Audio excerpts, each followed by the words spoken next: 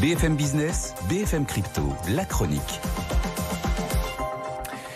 Antoine Larigauderie en direct du siège d'Euronext. Situation évidemment tendue sur les marchés ce matin et les cryptos sont entraînés dans le sillage des places financières asiatiques.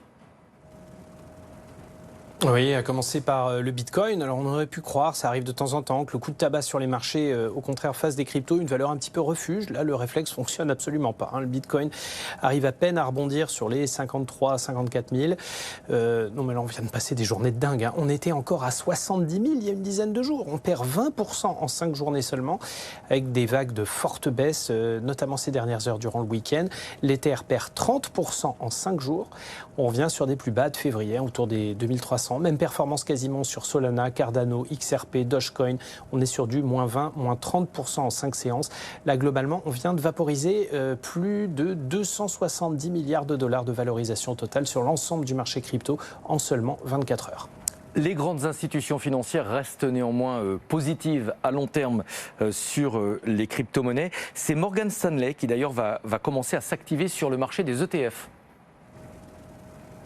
Oui, Morgan Stanley, 1500 milliards de dollars d'actifs sous gestion. Morgan Stanley qui va commencer à proposer à ses clients les plus riches d'investir dans des ETF Bitcoin. Alors ceux de Fidelity et de BlackRock, les plus réputés, les plus solides du point de vue des gestionnaires de patrimoine.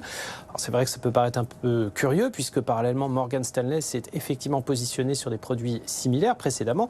Elle a pour 270 millions de dollars d'ETF Bitcoin mais de chez Grayscale sous gestion. Non, visiblement les noms de BlackRock et de Fidelity résonnent mieux aux oreilles des investisseurs potentiels. Alors ça concernera au départ que les clients fortunés, qui en ont fait la demande d'ailleurs. C'est vraiment une demande de la clientèle, selon la banque, et cela sera réservé à ceux qui ont un patrimoine d'au moins 1,5 million de dollars, d'investisseurs avertis qui n'auront pas peur de se diversifier, de prendre un peu de risque dans leur portefeuille. Et donc un nouveau pas de la finance traditionnelle vers la finance crypto, vraiment en train de se normaliser aux yeux des investisseurs américains.